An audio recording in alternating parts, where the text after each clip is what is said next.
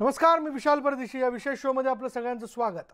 येत्या 1 फेब्रुवारीला केंद्रीय अर्थसंकल्प सादर केला जाईल आणि कोरोना काळातील देशाचा अर्थसंकल्प सादर होत असल्यानं प्रत्येकाच्या काही ना काही अपेक्षा आहेत.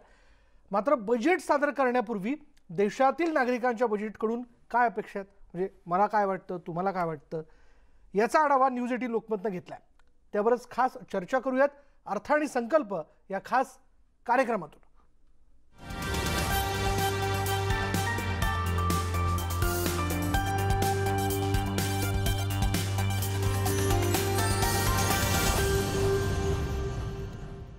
देश कोरोनाच्या महासंकटात सापडल्यानंतर सर्वच क्षेत्रातील स्थिती अस्थिर झाली आहे.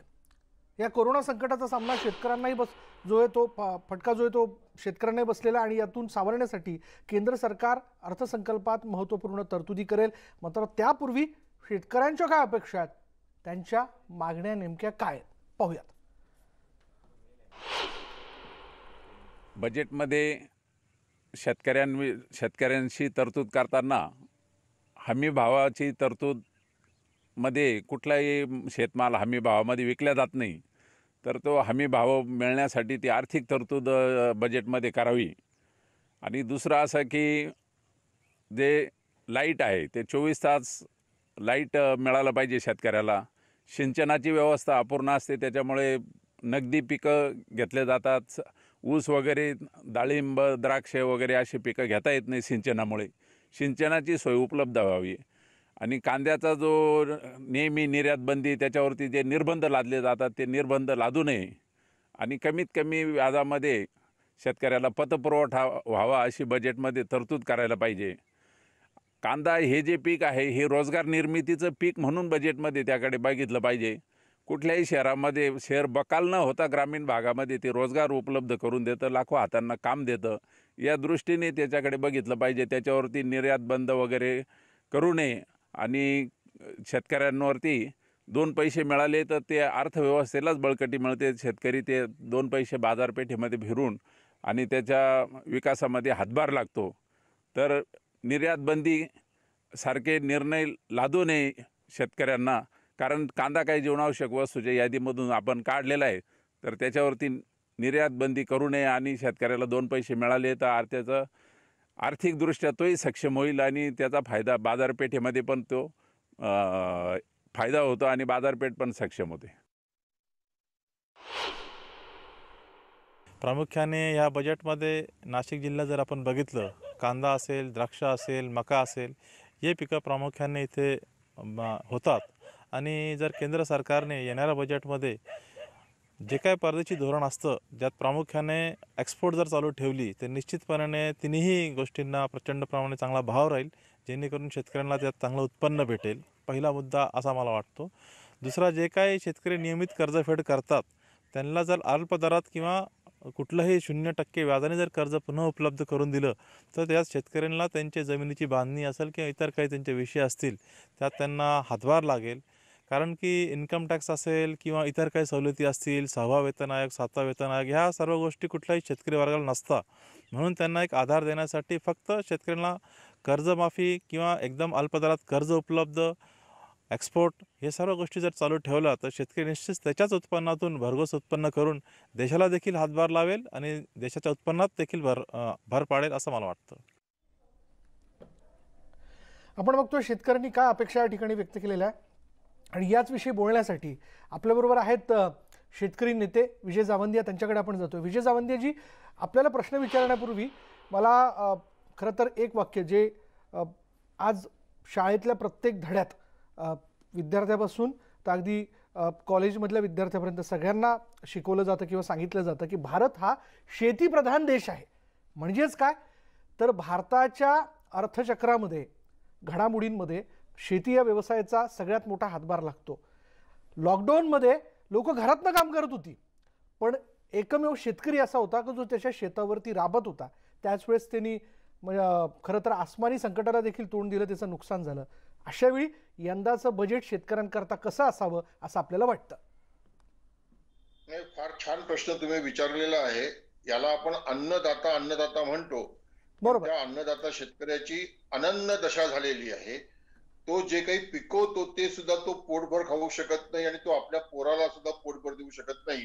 ग्रामीण भागामध्ये दुधाचं उत्पादन होतं, पण लहान पोरांना कपभर सुद्धा दूध मिळत नाही, ही अशी अवस्था आहे. याच्याबद्दल दुमत असण्याचं कारण नाही. आता या बजेटमधनं अपेक्षा काय आहे? तर नरेंद्र मोदी साहेबांनी 50% नफा जोडून भाव देऊ म्हणून सांगितलं, पण ते सीटीवर दिलं नाही, A2FL वर दिलं आणि ते भाव सुद्धा बाजारात मिळत नाही. आता शेतकऱ्यांनी सांगितलं की हमी भाव सुद्धा मिळत नाही. मला असं वाटतंय की या बजेटमध्ये आणि आता जे शेतकरी आंदोलन दिल्लीला सुरू होतं आणि काल त्याला जे गाळबोट लागलं, त्या पार्श्वभूमीवर मला या बजेटमधनं सरकारकडनं अपेक्षा ही आहे की ते हमी किमतीचा कायदा या बजेटमध्ये करतील आणि ती हमी किंमत देणं शक्य व्हावं याच्याकरता बजेटमध्ये पैशाची व्यवस्था केली जाईल किंवा अशी तरतूद केली जाईल की हमी किमतीच्या खरेदी करता जो काही पैसा लागेल तो पैसा केंद्र सरकार प्रत्येक राज्य सरकारला देईल. एक गोष्ट ही करायला पाहिजे.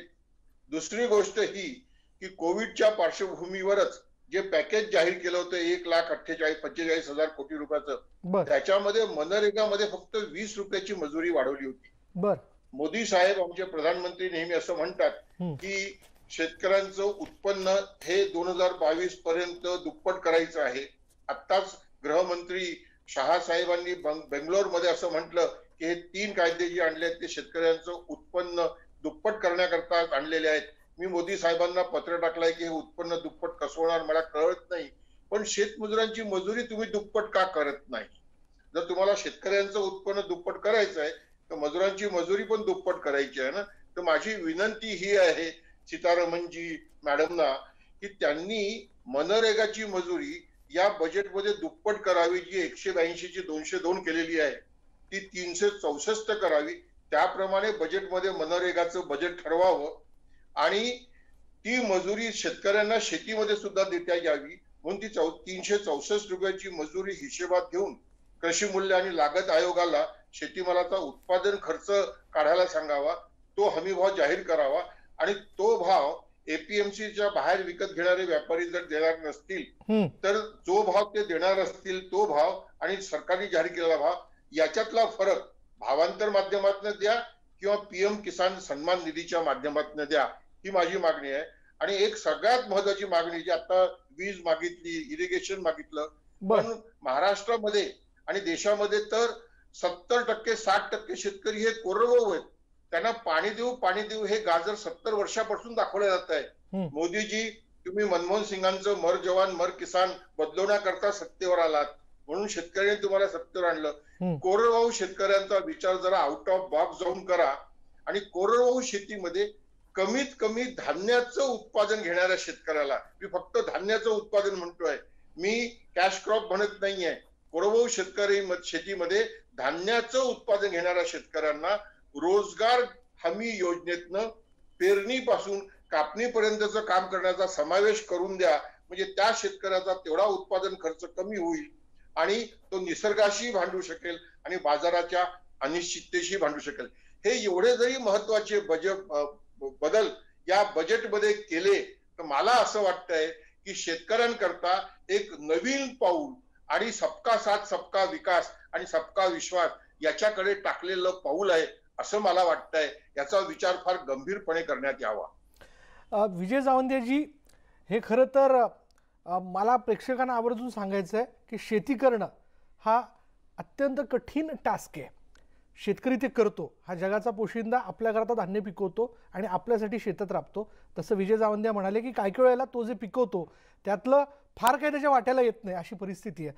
मला यातला फार अभ्यास नाही विजय जावंदेजी, तरी मला यातनं जाणून घ्यायचं आहे आपल्याकडनं की मार्केट व्यवस्था या विषयाला घेऊन देखील या बजेटमध्ये काही तरतूद असावी का? नाही, मी सतत हे जे 3 कायदे म्हणतात आहेत ना आणि त्याच्याकरता खुला बाजार, फ्री मार्केट, जागतिकीकरण वगैरे सांगितलं जातं ना, मी सतत एक प्रश्न विचारतोय गेल्या 30 वर्षापासून आणि स्वर्गीय शरद जोशींना सुद्धा त्यांच्यापासून वेगळं होण्याच्या आधी मी त्यांना असं म्हटलं होतं की मला जगात एक देश असा दाखवा की जिथला शेतकरी बाजार व्यवस्थेवर, बाजार भावावर जगतोय आणि त्या देशाचं मॉडेल घेऊन मी गावागावात जातो. अत्यंत नम्रपणे मी सांगतो की जगात कुठेही शेती ही बाजार व्यवस्थेवर नाही, agriculture know where is sustainable without state support. सरकारच्या मदतीशिवाय कुठेही शेती शक्य नाहीये. आणि दुसरं, ज्या देशामध्ये 85 कोटी लोकांना फुकट 5 किलो धान्य द्यावं लागतं, आमचे मोदीजी सुद्धा असं म्हणतात की आम्ही 85 कोटी लोकांना 5 किलो धान्य फुकट देतो आहोत. म्हणजेच काय, तर 85 कोटी लोकांजवळ 2 वेळचं जेवण विकत घेण्याची क्रयशक्तीही नाही. मी अनेकांना प्रश्न असा विचारतो की तुम्ही आणि मी जेवढं खातो याच्या 25% खायला मिळत नाही, असे 75% लोक या देशामध्ये आहे. म्हणजे पोटात भूक आहे पण क्रयशक्ती नाही. त्या देशामध्ये शेतीमालाचं उत्पादन वाढल्यानंतर ते जर बाजारात आलं तर भाव नाही पडणार तर काय होणार आहे हो. आणि म्हणून हे मार्केट मेकॅनिझम जे म्हणतात ना, हा एक भ्रम करण्याचा प्रकार आहे. बाजार व्यवस्थेवर कुठलाच शेतकरी नाही. आता द्राक्ष उत्पादक नाशिकचे बोललेत, मला तुम्ही सांगा द्राक्ष निर्यात करून द्राक्षाला काय भाव मिळतो. मला नाशिकच्या द्राक्ष उत्पादकांनी सांगितलं जास्तीत जास्त $1 हा भाव मिळतो. आता $1 तुम्हाला द्राक्षाचा निर्यात करून जर भाव मिळत असेल तर तुम्ही अशा देशामध्ये निर्यात करत आहात की ज्या देशामध्ये एका तासाची मजुरी ही $7 ते $10 आहे. म्हणजे एक प्रकारे तुम्ही त्यांचे गुलामच म्हणून राहता की नाही राहता. आणि त्यांनी जर द्राक्ष तुमचं रिजेक्ट केलं काही रेसिड्यू याच्यामुळे सॅनिटरी फायटोसॅनिटरी मेजर मध्ये, तर तुमचे द्राक्ष परत येतात आणि इथे भाव पडतात. मी नाशिकच्या एका गावामध्ये द्राक्ष उत्पादकांच्या एका संमेलनात भाषण करताना असं म्हटलं की कधी तुम्ही विचार केला का की विजय जावंदी यांचं गाव हे 5,000 लोकवस्तीचं आहे, तिथे 1200 कुटुंब आहेत. त्या 1200 कुटुंबामध्ये 2 किलो द्राक्ष वर्षाचं विकत घेऊन घेणारे किती कुटुंब आहेत हो. 100 कुटुंब सुद्धा सापडणार नाही. पण जरा विचार करा की जर आमच्या देशामध्ये 2-2 किलो द्राक्ष विकत घेण्याची क्रयशक्ती कुटुंबाला मिळाली तर किती द्राक्ष लागतील हो. निर्यात करण्याची गरज पडणार नाही. पण आम्ही अशा दृष्टीने विचार करत नाही. त्या दृष्टीने विचार व्हायला हवा. उत्पादन निर्यातीचा विचार झाला पाहिजे. हा मुद्दा खरं तर विजय जावंदेजी आपण मांडताय. आपल्याला आणखीन बोलायचंय पण यानंतर वेळ झाली की ब्रेकनंतर पुन्हा एकदा अर्थ आणि संकल्प या विशेष शो मध्ये आपल्या सगळ्यांचं स्वागत. ब्रेकनंतर आणखीन एक शेतकऱ्यांच्या बजेटबद्दलच्या अपेक्षा. गेल्या अनेक वर्षापासून या परिसरामध्ये उत्तम दर्जाची हळद तयार होते. इथंच सांगलीच्या कृष्णा आणि वारणाच्या संगमेजवळ हळद साठवण्यासाठी शेकडो ट्रक एका पेवामध्ये जमिनीखाली बसतात अशी पेवे आहेत. अशा दृष्टीनं टिकाऊ हळद ही पूर्वांपार शेकडो वर्षापासून ही परंपरा सांगलीमध्ये चालू आहे. परंतु गेली 10 वर्ष हळदीला उत्पादन खर्चही भरून निघणार नाही इतका दर मिळत आहे आणि त्यामुळे शेतकरी हळूहळू हळदीपासून दूर जात आहेत. परंतु देशामध्ये पुरेशी हळद आहे ती एवढ्यासाठीच की नांदेड, वाशिम, हिंगोली या जिल्ह्यामध्ये हळदीचं क्षेत्र गोदावरी काठाला वाढत आहे. परंतु हे फार काळ चालणार नाही. जेव्हापासून GST आला त्याच्या अगोदर कुठलाही कर हळदीवर नव्हता, म्हणजे टर्मरिक फिंगर हळदीच्या कांड्यावर. परंतु आता GST आल्यानंतर त्याच्यावर कर बसवला हे दुर्दैव आहे. त्यामुळं शेतकऱ्यांना दर मिळण्यामध्ये अडचणी येत आहेत, कमी दर मिळतो. दुसरं म्हणजे हळद हे उत्तम दर्जाचं सौंदर्य प्रसाधन आहे, तसंच ते औषधीय आहे. या दृष्टीने आपली देशातल्या हळदीची मक्तेदारी पाहता निर्यातीचा विचार बजेटमध्ये व्हायला पाहिजे. त्या दृष्टीनं बजेटमध्ये वाणिज्य मंत्रालयानं आणि अर्थ मंत्रालयानं तरतूद केली पाहिजे. आणखी दुसरं म्हणजे GST या बजेटमध्ये काढून टाकला पाहिजे. त्याचा फार त्रास शेतकऱ्यांना आणि आडत्यांना, खरेदीदारांना आणि ग्राहकांनाही होतोय. तिसरं म्हणजे उत्पादन खर्च आणि आत्ताचे भाव बघता ते जवळजवळ समान आहेत. 1.5 लाख रुपये 1 एकर उत्पादन खर्च येतो, तर 25 क्विंटल वाळलेली हळद तयार होते. 6,000 रुपयाच्या पेक्षा कमी दर क्विंटलला आता चालू आहे. तर शेतकऱ्याचं 9 महिने कष्ट केल्यानंतरही उत्पादन खर्चही भरून निघत नाही. तर यासाठी निर्यात बंदी किंवा निर्यातीबाबत जास्तीत जास्त प्रयत्न आता केले पाहिजेत. आणि सांगलीची आणि सांगली परिसरातली ही हळद देशभर कशी जाता येईल, आता जो राष्ट्रीय बाजार प्रकल्प चालू आहे या दृष्टीनंही बजेटमध्ये या सरकारनं तरतूद केली पाहिजे.